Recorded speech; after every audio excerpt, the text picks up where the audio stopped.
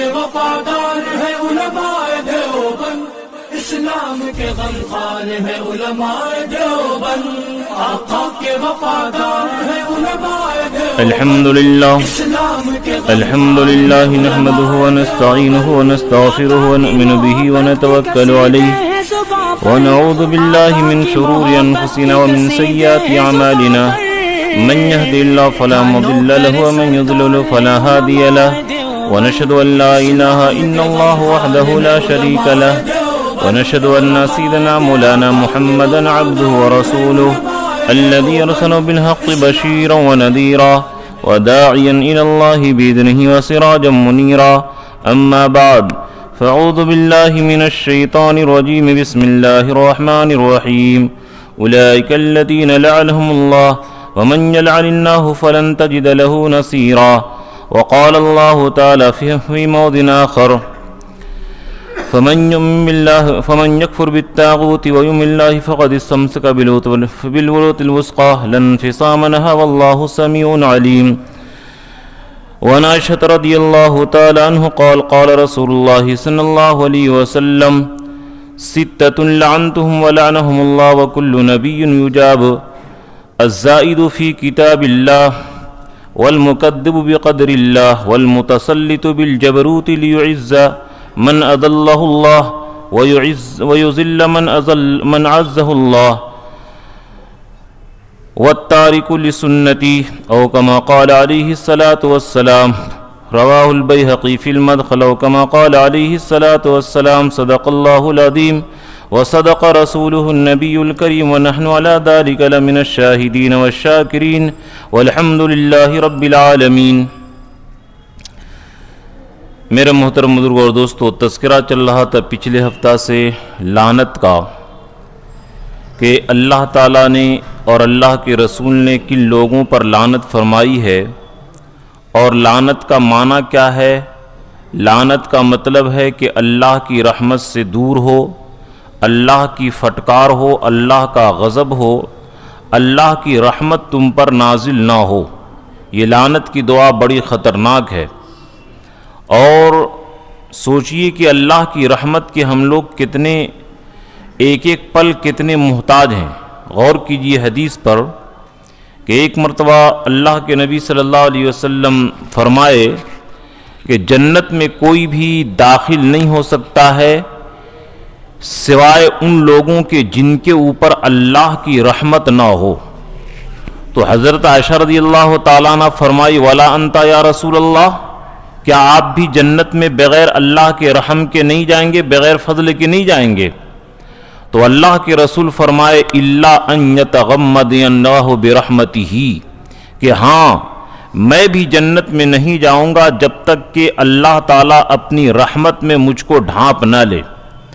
تو جن کی برکت سے، جن کے صدقے میں پوری کائنات بنائی گئی، جنت بنائی گئی، وہ ہستی کہہ رہے ہیں کہ اللہ کی رحمت ہوگی تب ہم جنت میں جائیں گے۔ تو سوچئے کہ ہم لوگوں کا کیا حالت ہونی چاہیے، ہم لوگوں کو اللہ کی رحمت کی کتنی ضرورت ہے۔ اس لیے لعنت کے اسباب جو بیان کر رہا ہوں، محض مقصد یہی ہے کہ ہم لوگ ان لعنت کے اسباب سے بچنے والے ہو جائیں۔ چنانچہ 19 لوگوں کا تذکرہ ہو چکا تھا۔ 4 قبیلے، قبیلہ مزر، قبیلہ لحیان، قبیلہ رعلہ، قبیلہ زکوان کے ان لوگوں نے مسلمانوں کے ساتھ دھوکہ دہی کیا تھا۔ واقعہ لمبا ہے، ان لوگوں کے واقعات، ان لوگوں کے یہ عہد شکنی کی وجہ سے، دھوکہ دینے کی وجہ سے اللہ کے رسول صلی اللہ علیہ وسلم فجر کی نماز میں دعائے قنوت نازلہ پڑھ کر کے ان کے خلاف بد دعا فرمایا کرتے تھے۔ تو بہرحال یہ اس طریقے سے 23 لوگ ہو گئے۔ نمبر 24 جبت اور طاغوت کی عبادت کرنے والے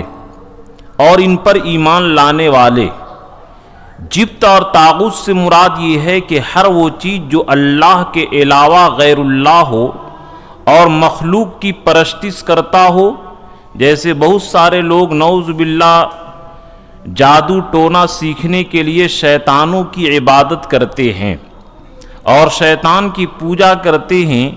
یا بہت سارے لوگ اپنے گھروں میں مسلمان ہو کر جاہلانہ رسم کی وجہ سے اس طریقے سے ٹیلا غیر مسلمین کی طرح بنا کر کے رکھتے ہیں، اس کی عبادت کرتے ہیں، یا اسی طریقے سے نعوذ باللہ محرم کے موقع پر بہت سارے لوگ تعزیہ کے سامنے عبادت کرتے ہیں، ان کے سامنے طواف کرتے ہیں۔ تو جتنی بھی لوگ ہیں، صرف دیکھیے کلمہ صرف نام رکھ لینے سے مسلمان نہیں ہوتا ہے، مسلمان ہوتا ہے لا الہ الا اللہ محمد الرسول اللہ کے اقرار پر اور اس کے تقاضے پر عمل کرنے پر۔ صرف نام رکھ لینے سے مسلمان نہیں ہوتا ہے، ورنہ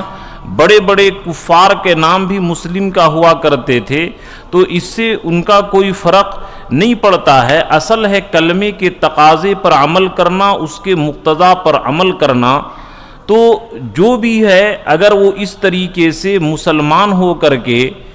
اگر وہ غیر اللہ کے سامنے بھی جاتا ہو تو وہ ایک تو ایمان والا رہے گا ہی نہیں، اور اگر وہ آدمی یہ کہتا ہو کہ ہم تعظیم کے طریقے پر کرتے ہیں تو بھی وہ ایمان سے خطرہ نہیں، کیونکہ ہم لوگ اقرار کرتے ہیں ایاک نعبد، کہ ہم لوگ عبادت صرف آپ کی کرتے ہیں، آپ کے علاوہ دوسرے کی نہیں کرتے ہیں۔ یہ اللہ تعالیٰ ہر نماز کے اندر ہم سے اقرار کرواتے ہیں۔ بہرحال جتنے بھی جبت اور طاغوت پر یعنی غیر اللہ پر ایمان لاتے ہیں، ان کے بارے میں قرآن نے کہا اولئک الذین لعنہم اللہ ومن یلعن اللہ فلن تجد لہ نصیرا، کہ جتنے بھی جبت اور طاغوت اللہ کے علاوہ پر ایمان رکھتے ہیں ایسے لوگوں پر لعنت ہے، اور جن لوگوں پر اللہ کی لعنت ہو ان کا کوئی مددگار نہیں ہو سکتا ہے۔ اسی طرح نمبر 25 غیر اللہ کے لیے ذبح کرنے والا۔ یہ چونکہ آپ شہر میں رہتے ہوں گے اس لیے نہیں جانتے ہوں گے، لیکن دیہاتوں میں نعوذ باللہ جہاں پر دین نہیں پھیلا یا جن گھرانوں میں دین نہیں پھیلا اور لوگ ان کے ایمان کو پیسہ لے لے کر کے خریدتے ہیں، اور غیر اللہ سے کہ بعض جاہل علماء اور گمراہ مولوی یہ کہتے ہیں کہ اللہ سے مانگنا اور قبر والے بزرگوں سے مانگنا ایسے ہے جیسے کہ کوئی آدمی بادشاہ ہو، تاریخ بادشاہ سے لے لے یا بادشاہ کے نوکر سے لے لے برابر ہے۔ اس طرح لوگ مثال دیتے ہیں کہ اللہ تک ڈائریکٹ کیسے پہنچ سکتے ہو، پہلے چوکیدار تک پہنچتے ہو پھر جا کر اللہ تک پہنچتے ہو۔ اس لیے یہ ان بزرگوں کے سامنے جا کر کے نظر و نیاز کرنا نعوذ باللہ کسی طرح کا کوئی حرج نہیں ہے، جبکہ ہر سال قربانی کے اندر اللہ تعالی ہم سے اقرار کرواتے ہیں اِنَّ صَلَاتِي وَنُسُكِي وَمَحْيَايَ وَمَمَاتِي لِلَّهِ رَبِّ الْعَالَمِينَ، کہ میری قربانی، میری نماز، میرا مرنا، میرا جینا صرف اللہ کے لیے ہے۔ یعنی عبادت کے جتنے شعبے ہیں، چاہے نماز روزہ ہو، ذبح ہو، قربانی ہو، طواف ہو، نظر و نیاز ہو، یہ صرف اور صرف اللہ کا حق ہے، ایاک نعبد، کہ صرف آپ ہی کی عبادت کرتے ہیں۔ یہ اسلام کے لیے شرط ہے۔ چنانچہ مسلم شریف کے اندر، نسائی شریف کے اندر یہ حدیث موجود ہے، لعن اللہ من لعن والدہ وَلَعَنَ اللَّهُ مَنْ ذَبَحَ لِغَيْرِ اللَّهِ، کہ اللہ تعالیٰ لعنت بھیجتی ہیں ایسے آدمی پر جو اپنے ماں باپ کو لعنت کرے۔ بعض لوگ اپنے ماں باپ کو بھی گالی دیتے ہیں، تو جو آدمی اپنے ماں باپ کو گالی دے وہ اس پر بھی اللہ کی لعنت ہو۔ وَمَنْ ذَبَحَ لِغَيْرِ اللَّهِ، اور جو آدمی غیر اللہ کے لیے ذبح کرتا ہو اس کے اوپر بھی لعنت ہو۔ بہت سارے جن گھرانوں کے اندر اور جن علاقوں کے اندر دین نہیں ہے نعوذ باللہ، وہ گھر میں اتنا بڑا استھان بنا کر کے رکھتے ہیں اور اس کے اوپر مرغ کو ذبح کر کے خون اس کے اوپر ٹپکاتے ہیں اور خون پلاتے ہیں۔ تو یاد رکھیے کہ یہ عمل مشرکانہ ہے، اور جو بھی یہ کہا کوئی مفتی نہیں فتویٰ دے رہا ہے، بلکہ اللہ کے نبی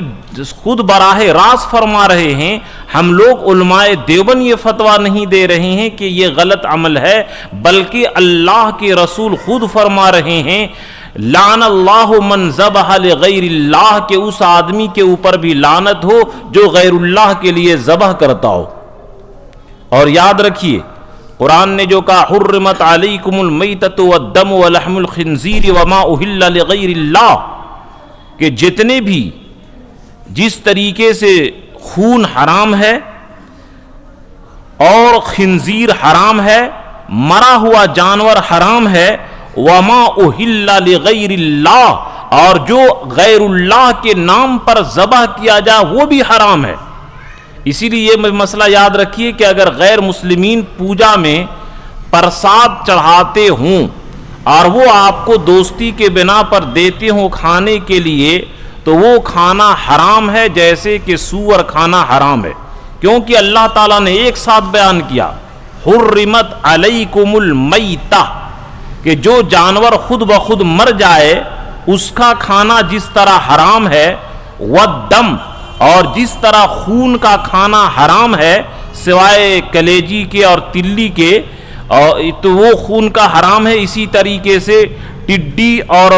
مچھلی کہ یہ خود بخود مر جائے تو یہ دونوں کا کھانا حلال ہے۔ احلت لنا دمان المیتتان السمک والجرادہ الکبت والطحال، یہ حدیث میں ہے کہ دو مردار، ایک مچھلی اور ٹڈی، اور اسی طریقے سے دو خون، جگر اور تلی، یہ کلیجی اور تلی، یہ جائز ہے۔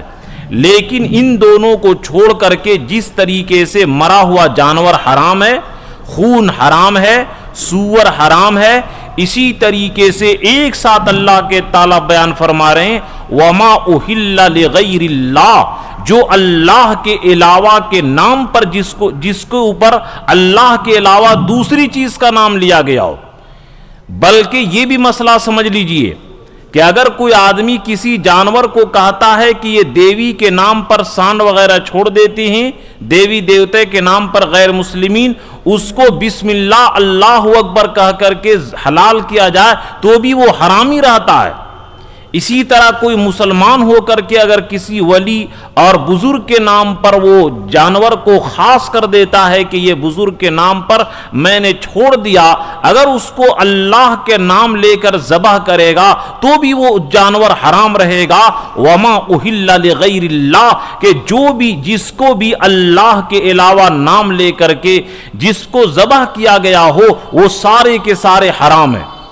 اسی طرح جتنی بھی چیز ہے، تو یہ بھی مسئلہ سمجھ لیجئے کہ اگر دیوالی وغیرہ کے موقع پر یا چھٹ کے موقع پر برادران وطن محبت کے بنیاد پر پرساد جو پوجا کی چیز ہے وہ دیتے تو وہ کھانا حرام ہے۔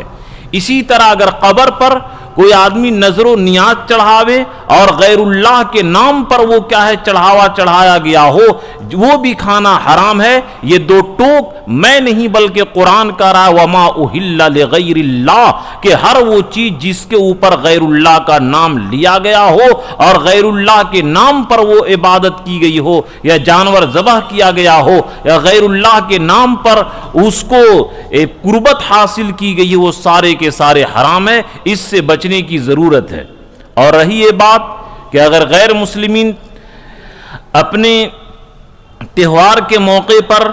اپنے طرف سے خرید کر مٹھائی وغیرہ بھیجتے ہیں تو وہ چڑھاوا نہیں ہوتا، اس کا کھانا حلال ہے، وہ ایک الگ چیز ہے۔ چڑھاوا کا حکم ایک الگ ہے اور پوجا وغیرہ جو کی جاتی اس کا حکم الگ ہے، دونوں کے حکم کے اندر فرق ہے، یہ الگ الگ بات سمجھنے کی ضرورت ہے۔ اسی طرح خطبے کے اندر میں نے جو حدیث پڑھی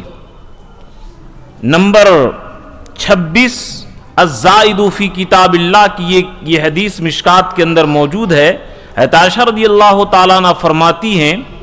کہ اللہ کے نبی فرمائے ستۃ لعنتہم ولعنہم اللہ وکل نبی یجاب۔ یہ حدیث غور سے سمجھیے گا کہ اللہ کے نبی فرمائے کہ 6 آدمی ایسے ہیں جن کے اوپر میں بھی لعنت کیا ہوں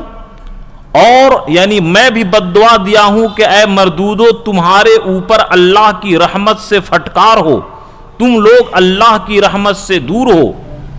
تم لوگوں پر اللہ کا غضب نازل ہو۔ وَلَعَنَهُمُ اللَّهُ، اور اللہ تعالیٰ بھی ایسے 6 لوگوں پر لعنت بھیجے ہیں، اور صرف میں اور اللہ نہیں بلکہ کلو نبی یجاب، ہر وہ نبی جن کی دعا قبول کی جاتی ہے، اور ظاہر بات ہے کہ ہر نبی کی دعا قبول ہوتی ہے، تو اس سے پتا چلا کہ ہر نبی بھی اس پر بد دعا کیے ہیں۔ ان 6 لوگوں میں سے پہلا ہے الزائد فی کتاب اللہ، اللہ کی کتاب میں زیادتی کرنے والا،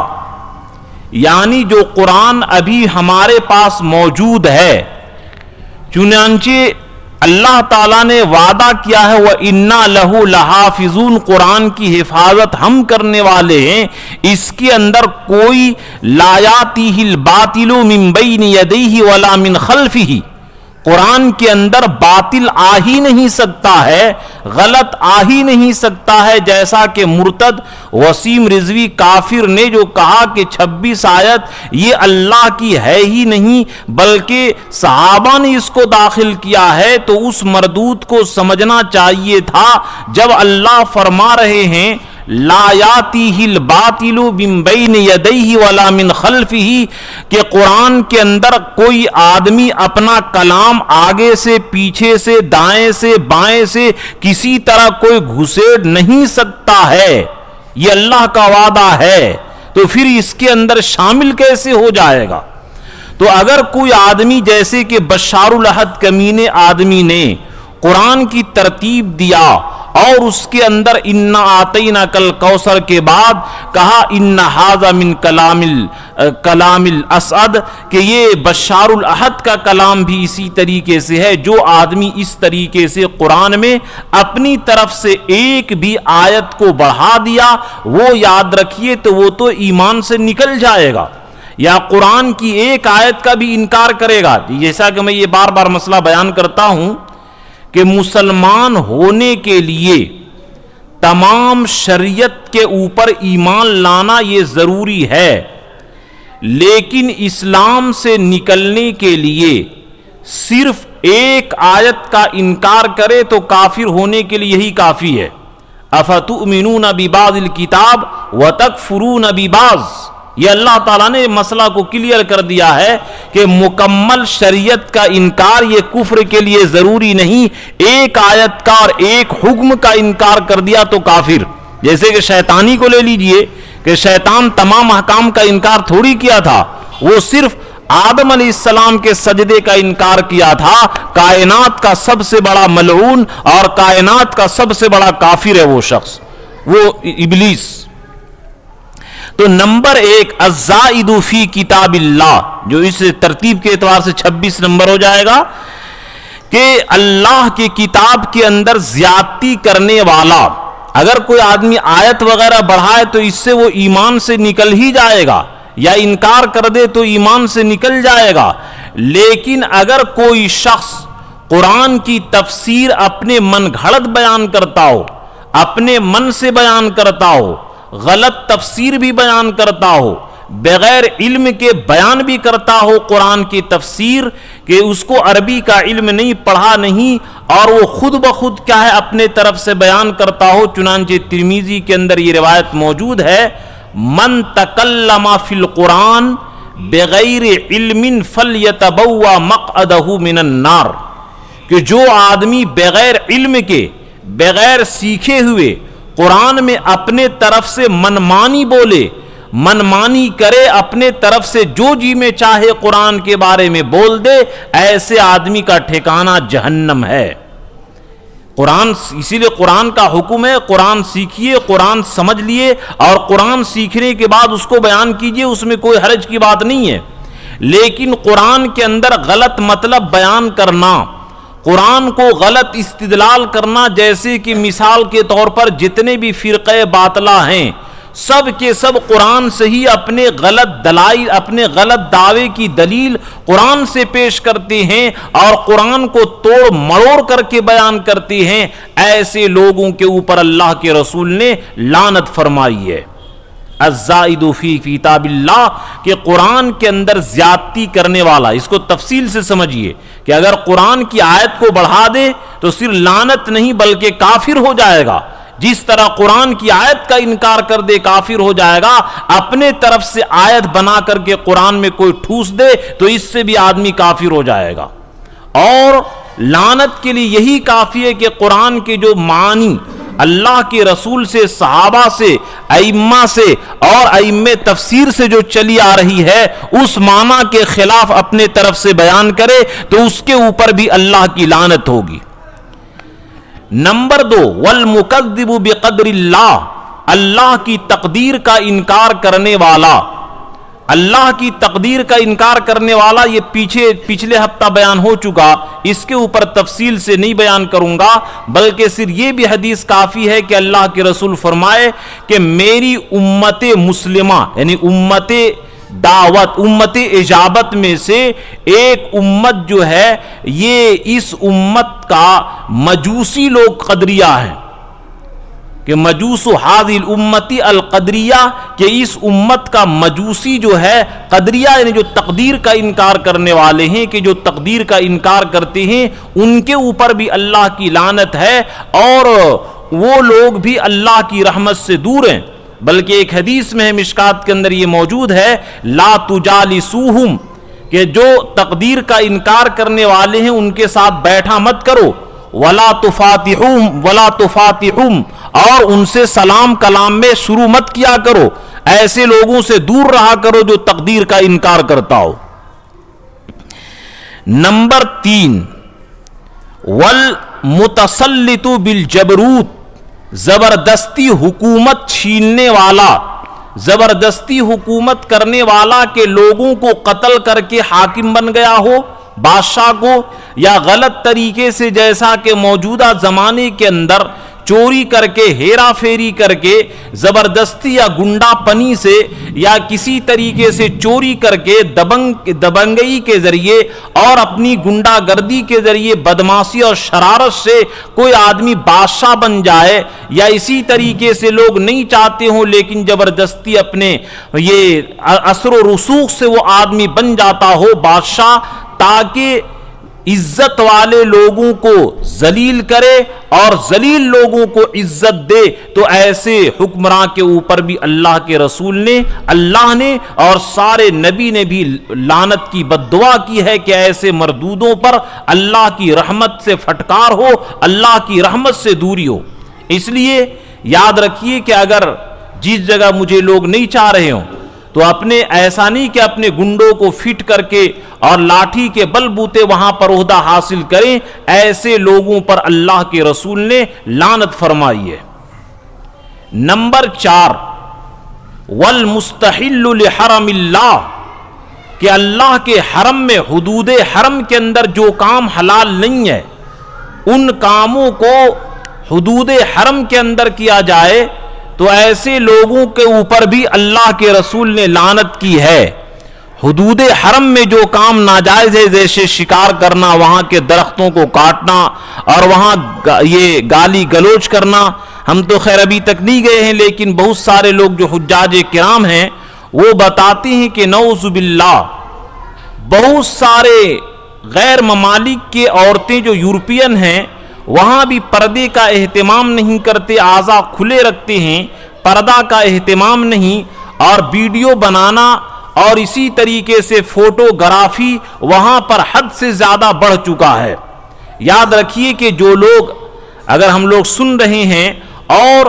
وہاں پر جا کر کے حرام کام کرے تو اللہ کے رسول کی بھی لعنت ہے، اللہ کی بھی لعنت ہے، سارے نبیوں کی لعنت ہے۔ اس لیے حدود حرم کے اندر جب جائیں، اللہ حج یا عمرہ کی توفیق دے تو وہاں پر حدود حرم کی عزت کو بالکل پامال نہ کریں، ورنہ اللہ کی رحمت حاصل کرنے کے بجائے اللہ کی لعنت وہاں پر حاصل کر کے آئیں گے۔ نمبر 5، والمستحل من عطرۃ ما حرم اللہ، اللہ کے رسول یہ ان لوگوں پر بھی لعنت فرمائے کہ جو میری اولاد کو، اولاد فاطمہ، اولاد عقیل، یعنی جو آل بیت ہیں اور اللہ کے رسول کے اولاد ہیں، سید ہیں، ان لوگوں کی شان میں توہین کی جائے، ان لوگوں کے ساتھ ظلم و زیادتی کی جائے جیسا کہ یزید نے کیا، اور اسی طریقے سے عبید اللہ ابن زیاد نے کیا، اور جتنے لوگ بھی شمر الجوشن نے کیا، جتنے بھی لوگ اللہ کے رسول کے اولاد کے ساتھ ظلم و زیادتی کیے اور ان کے ساتھ دیے، ان سارے لوگوں کے اوپر اللہ کی لعنت ہوگی، چاہے وہ مسلم کرے یا غیر مسلم کرے۔ اگر مسلم ہو کر کے کرے بھلے وہ کافر نہیں ہوگا، لیکن اللہ کی لعنت اور پھٹکار اس کے اوپر ضرور ہوگی، اللہ کے رسول کی اولاد کی بے تعظیمی کرنے والا۔ چھٹی چیز جو اللہ کے رسول فرمائے کہ ستۃ لعنتہم ولعنہم اللہ، کے 6 لوگوں پر جو میں نے لعنت کیا، والتارک لسنتی، میری سنت کا چھوڑنے والا۔ اس بات کو غور سے سمجھیے گا، اللہ کے رسول صلی اللہ علیہ وسلم کیا فرما رہے ہیں کہ میری سنت کا چھوڑنے والا، جو سنت کا اہتمام نہ کرے، ایسے لوگوں کے اوپر بھی اللہ کی لعنت ہو، رسول کی لعنت ہو اور سارے انبیاء کی لعنت ہو۔ اس حدیث کے ذیل میں ملا علی قاری رحمت اللہ علیہ لکھتے ہیں، یعنی المورز عنہا بالکلیت او بعضھا تہاونا وقلت مبال فہو کافر وملعون، کہ اگر کوئی آدمی تمام سنت کو یا بعض سنت کو حقیر سمجھ کر کے کہ نعوذ باللہ کہ اگر کوئی آدمی کہہ دیا کہ ہاتھ دھو کر کھاؤ یہ سنت ہے، اور نعوذ باللہ رے کیا سنت فنت کی بات کرتا ہے، ہٹاؤ سنت۔ اگر اس طریقے سے کوئی آدمی سنت کی توہین کرے، سنت کو گھٹیا سمجھے کہ کیا ہے ٹوپی پہن کر نماز پڑھنا یہ نبی صلی اللہ علیہ وسلم کی سنت ہے،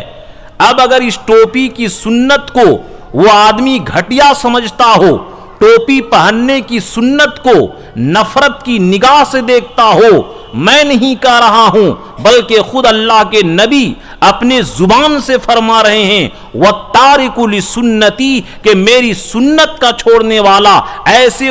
آدمی کے اوپر میں نے لعنت کیا ہے، اللہ نے لعنت کیا ہے اور سارے انبیاء نے اس کے اوپر لعنت کیا ہے۔ میں تو ایگزامپل کے طور پر 1-2 کے نام لوں گا، ورنہ ساری سنت کا یہی حال ہے۔ یہ نہیں صرف مسجد میں جانے کا، کھانے پینے کی سنت، نکاح کی موقع پر سنت کو لوگ کیا یہ سنت فنت کی نعوذ باللہ بات کرتے ہو، کیا یہ سنت میں رکھا ہوا ہے نعوذ باللہ۔ اگر مسلمان ہو کر کے یہ جملہ کہتا ہو بھلے اس کے اوپر کفر کا فتویٰ نہیں دیا جائے گا، لیکن اندیشہ ہے کہ جیسا کہ پچھلے جمعہ ایک جمعہ میں نے بیان کیا تھا کہ ایک بزرگ کے سامنے کسی لڑکے نے کہہ دیا کیا مسواک تو سنت ہی ہے؟ ان بزرگ نے فرمایا تھا ہاں مسواک تو سنت ہے، لیکن جو تمہارا بولنے کا لہجہ اور تمہارے بولنے کا انداز ہے یہ کفریہ ہے۔ نبی کی سنت کو ہلکا سمجھنا استخفافاً و اہانتاً، کہ اگر نبی کی سنت کو ہلکا سمجھا جائے، نبی کی سنت کو گھٹیا نگاہ سے دیکھا جائے، نبی کی سنت کو بالکل ذلیل سمجھا جائے اور اس کو گھٹیا نگاہ سے دیکھا جائے، ایسے آدمی کے ایمان پر بھی خطرہ ہے کہ ایمان اس کا خاتمہ کفر کے اوپر نہ ہو جائے۔ نبی کیونکہ دیکھیے ایک ہے سنت پر عمل نہ کرنا اپنی سستی کاہلی ایمان کی کمزوری کی وجہ سے، تو سنت سے وہ آدمی محروم رہے گا، ثواب سے وہ محروم رہے گا۔ کہ اگر آدمی کی ہمت نہیں ہے، ایمان کمزور ہے، تو سنت پر عمل نہ کیا تو صرف یہ نقصان ہوگا کہ سنت کے ثواب سے وہ محروم رہے گا۔ لیکن نبی صلی اللہ علیہ وسلم کے ایک بال کی توہین کی جائے، نبی صلی اللہ علیہ وسلم کے پاؤں مبارک سے اڑنے والے گرد و غبار کی توہین کی جائے، علماء نے لکھا ہے کہ وہ آدمی کافر ہو جائے گا۔ اسی طرح دیکھیے سنت پر عمل، بات کو غور سے سمجھیے گا ورنہ پھر شور مت مچائیے گا کہ مفتی صاحب یہ بول دیے ہیں کہ سنت پر عمل نہ کرنے سے آدمی ایمان سے نکل جائے گا۔ یہ نہیں کہہ رہا ہوں میں، سنت پر عمل نہ ہو تو آدمی ثواب سے صرف محروم رہے گا، لیکن اگر سنت کو گھٹیا سمجھے، سنت کو ذلیل سمجھے، سنت کو نفرت کی نگاہ سے دیکھے، سنت کے بارے میں اول فول بکے، تو اس صورت میں وہ آدمی ایمان سے نکل جائے گا، اس لیے کہ وہ سنت کی نہیں بلکہ نبی اکرم صلی اللہ علیہ وسلم کی توہین کر رہا ہے۔ سنت کس کو کہتے ہیں؟ نبی اکرم صلی اللہ علیہ وسلم کے طریقے کو، تو نبی اکرم صلی اللہ علیہ وسلم کی توہین کرنا یہ ایمان سے نکلنے کے لیے بالکل کافی ہے۔ تو اس لیے میں نے جو یہ 6 باتیں جو آپ کے سامنے فرمائی کہ نمبر کے اعتبار سے یہ 30 ہو جائے گا کہ اللہ کے رسول جو فرمائے کہ 6 لوگوں پر میں نے لعنت کیا، کتاب اللہ قرآن کے اندر زیادتی کرنے والا، تقدیر کا انکار کرنے والا، زبردستی حکومت کرنے والا، ذلیلوں کو عزت دینے والا اور شریفوں کو ذلیل کرنے والا، اور حرم کے اندر، حدود حرم کے اندر لاپرواہی کرنے والا، اس کی توہین کرنے والا، اور نبی اکرم صلی اللہ علیہ وسلم کے خاندان کی توہین کرنے والا، ان پر ظلم کرنے والا، اور نبی کی سنت کو چھوڑنے والا۔ اور اگر نبی کی سنت سے ہم لوگ نفرت کر رہے ہیں، کیونکہ اللہ تعالیٰ نے بیان جو کیا ہے وَمَا أَرْسَلْنَا مِن رَسُولٍ إِلَّا لِيُطَاعَ، کہ ہم نے نبی اسی لیے بھیجا ہے تاکہ تم لوگ نبی کی پیروی کرو۔ اب ہم لوگ اللہ اور رسول کی نافرمانی کریں اور ان کی سنت سے اعراض کریں تو سوچئے اللہ کی لعنت نہیں ہوگی تو کیا ہوگی؟ اس لیے میرے دوستو، زیادہ عقل مند اور زیادہ عامل بالحدیث اور زیادہ حدیث کا علم جاننے والا مت بیان کیجئے۔ یہ بھی یاد رکھیے کہ اگر ٹوپی سے نفرت ہو اور نفرت کے طور پر اگر وہ آدمی ٹوپی نہ پہنتا ہو تو یاد رکھیے کہ ایمان کا خطرہ پڑ جائے گا۔ وسیم رضوی ڈائریکٹ کافر نہیں ہو گیا، جیسا کہ اس کی بیوی کا بیان ہے کہ یہ شروع سے ہی اسلام کے خلاف بولتا تھا، اسلام کے خلاف بولتا تھا۔ یہ وسیم رضوی کی کفر ایک آدمی کی آیا ہوئی، ورنہ قیامت کے دن چنانچہ شیخ رحمت اللہ علیہ جو لکھے ہیں کہ مجھے افسوس ان لوگوں پر نہیں ہے جو پوجا کرتے ہیں، گھنٹا بجاتے ہیں، بلکہ افسوس ان لوگوں پر ہیں جو مسجد جاتی ہیں، مسلمان کے گھر میں پیدا ہوئے اور مسلمانوں کے ساتھ ان کا معاملہ ہوتا ہے، قبرستان میں دفن ہوئے لیکن عقائد ایسے تھے، اعمال ایسے تھے، نہ کسی سے پوچھا، اور اندر اندر کتنے لوگ قیامت کے دن کفر کی حالت میں اٹھیں گے۔ یاد رکھیے کہ یہ بڑے خطرے کا مقام ہے۔ اس لیے زیادہ عقل مند اور زیادہ 1-2 حدیث معلوم کر کے، اور کیا ہے جو جس امام ابو حنیفہ رحمت اللہ علیہ کو 5 لاکھ احادیث یاد تھی، تمہیں 5 حدیث یاد نہیں، ان سے مقابلہ اور ان کے خلاف جرأت کرتے ہو، ان کے شان میں گستاخی، اس طریقے سے توبہ کیجئے اور نبی کی سنت کو اور نبی اکرم صلی اللہ علیہ وسلم کی سنت کو مضبوطی سے پکڑیے۔ علیکم بسنتی و سنت الخلفاء الراشدین، کہ میری سنت کو لازم پکڑو۔ زیادہ عقل مندی اور زیادہ عیاشی دکھانے کی ضرورت نہیں ہے، ورنہ اللہ کو ہمارے اسلام کی کوئی ضرورت نہیں ہے، ہم اسلام کے محتاج ہیں۔ اسی لیے عمر فاروق رضی اللہ تعالیٰ نے اپنے دور کے اندر جن غیر مسلمین کو زکوٰۃ دی جاتی تھی منع کر دیے کہ اب اسلام کسی کا محتاج نہیں ہے، اگر دیا جائے گا تو مصرف کی بنیاد پر دیا جائے گا، اسلام کے اندر باقی رکھنے کے لیے ان کو نہیں دیا جائے گا۔ تو میرے دوستو، یہ 30 لوگوں کا بیان ہوا۔ نمبر 31، قبروں کو سجدہ گاہ بنانے والے، کہ جو لوگ قبر پر جا کر کے سجدہ کرتے ہوں، اگر جیسا کہ پچھلے ہفتہ میں نے یہ مسئلہ بیان کیا کہ اگر عبادت کے طور پر جس کو فقہا کی اصطلاح میں سجدہ تعبدی کہا جاتا ہے، اگر عبادت کے طور پر سجدہ کسی کو بھی کیا، جس طرح بت کا سامنے سجدہ کرنے والا کافر ہے، اسی طرح قبر پر جا کر عبادت کے طور پر سجدہ کیا وہ بھی کافر ہو گیا۔ اللہ تعالیٰ ایسا بے انصافی نہیں کریں گے کہ ایک آدمی نے غیر اللہ کو سجدہ کیا تو کافر نہ قرار دے اور دوسرا آدمی سجدہ کرے کہ یہ غیر اللہ کو تو اس کو کافر قرار دے۔ ایسا نہیں ہے، اللہ کے یہاں عدل اور انصاف ہے، سب کے لیے برابر ہے۔ تو جو آدمی قبروں پر سجدہ کرتا عبادت کے طور پر، وہ تو ایمان سے نکل گیا، لیکن اگر کہتا نہیں ہم عبادت نہیں کرتے ہیں بلکہ تعظیم میں جھکتے ہیں، تعظیم میں جھکنا یہ بھی گناہ کبیرہ میں سے ہے اور شرک تک پہنچا دیتا ہے، اور بعض علماء کا قول ہے کہ نہیں، اس حالت میں بھی وہ ایمان سے نکل جائے گا۔ لیکن بہرحال اگر وہ آدمی غیر اللہ کے سامنے قبروں کو سجدہ گاہ بناتا ہو، چنانچہ یہ روایت بخاری کے اندر موجود ہے، اللہ کے نبی صلی اللہ علیہ وسلم فرمائے لعن اللہ الیہود والنصارى اتخذوا قبور انبیائہم مساجدا، کہ اللہ تعالیٰ ان یہود اور نصارہ پر لعنت کرے کہ ان لوگوں نے انبیاء کے قبر کو سجدہ گاہ بنا لیا، یہ انبیاء کی قبر پر سجدہ کرتے ہیں۔ انبیاء جن کا مقام سب سے اوپر ہے، ان کے قبر کے اوپر سجدہ کرنے پر اللہ کے رسول لعنت فرما رہے ہیں، تو جو انبیاء سے کم درجے کے ہوں ان کے قبر پر اگر سجدہ کیا جائے یا ان کے سامنے جھکا جائے تو یاد رکھیے کہ کیا عالم ہوگا۔ چنانچہ ایک اور حدیث ہے، حضرت معاذ بن جبل ملک شام گئے تو وہاں پر دیکھے کہ لوگ اپنے بادشاہوں کو سجدہ کرتے ہیں، تو حضرت معاذ بن جبل فرمائے کہ اے اللہ کے رسول، جب غیر لوگ ان کو سجدہ کرتے ہیں تو ہمیں محبت ہے ہم آپ کی سجدہ کریں۔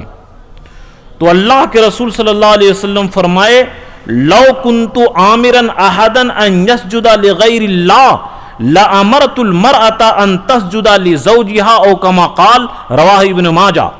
ابن ماجہ کے اندر یہ روایت ہے کہ اللہ کے رسول فرمائے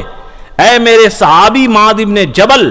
اگر سجدہ اللہ کے علاوہ کسی کو جائز ہوتا تو میں بیویوں کو حکم کرتا کہ تم اپنے شوہروں کو سجدہ کرو، لیکن اللہ کے علاوہ کسی کا سجدہ جائز نہیں ہے، اس لیے میں نے یہ حکم نہیں کیا۔ اس لیے میرے دوستو، ہم لوگوں کو چاہیے کہ اب اللہ تعالیٰ نے جو اسلام دیا ہے کہ ایاک نعبد، جو ہر نماز کے اندر ہم لوگ پڑھتے ہیں، ایاک نعبد، عبادت کے جتنے شعبے ہیں صرف اللہ کے لیے کریں۔ یہ بعض لوگ اعتراض کرتے ہیں کہ یہ لوگ اولیاء سے محبت نہیں کرتے ہیں۔ دیکھیے، محبت کرنا ہر ایک سے الگ ہے۔ آپ لوگ اپنے ماں باپ سے بھی محبت کرتے ہیں، بیٹی سے بھی، بہن سے بھی، بیوی سے بھی، اور بچی سے بھی، اپنے رشتہ داروں سے بھی، لیکن ماں باپ کی محبت الگ ہے، بیوی کی محبت الگ ہے، بیٹی کی محبت الگ ہے، بہن کی محبت الگ ہے۔ اب اگر کوئی مردود بیوی والی محبت اپنے ماں سے، بیٹی سے بھی کرنے لگے اور پوچھا جائے کہ تم اس سے یہ محبت کیوں کرتے ہو، کوئی بیوی سے بھی اسی طرح کرتے ہیں، ساری دنیا کے لوگ اس کو اوپر لعنت کریں گے کہ مردود بیوی کی محبت الگ ہوتی ہے اور بیٹی بہن کی محبت الگ ہوتی ہے۔ اسی طرح ہم اللہ کی بھی محبت کرتے ہیں، نبی سے بھی محبت کرتے ہیں، اولیاء سے بھی محبت کرتے ہیں، تمام بزرگان دین سے محبت کرتے ہیں، لیکن سب کی محبت کا دائرہ الگ الگ ہے۔ ایک ہی محبت کی لاٹھی میں تمام کو ہانک دو تو دنیا کا نظام درہم برہم، اور جانوروں کے اندر اور انسانوں کے اندر کوئی فرق نظر نہیں آ جائے گا۔ اسی طرح اللہ کی جو محبت عبادت کا حق ہے، تمام لوگوں میں ہانک دو تو اسلام کا جنازہ نکل جائے گا، ایمان کا جنازہ نکل جائے گا۔ اس لیے ابھی وقت زیادہ ہو گیا، اس ہفتہ 31 لوگوں پر لعنت کا تذکرہ ہوا اور ابھی یہ سلسلہ چلے گا، لگتا ہے کہ 8-10 ہفتہ کے اندر یہ انشاءاللہ مضمون مکمل ہو جائے گا۔ اللہ تعالی ہم تمام مسلمانوں کو جتنے بھی لعنت کے اسباب ہیں ان تمام لعنت کے اسباب سے بچنے کی توفیق عطا فرمائے۔ آمین۔ وآخر دعوانا ان الحمدللہ۔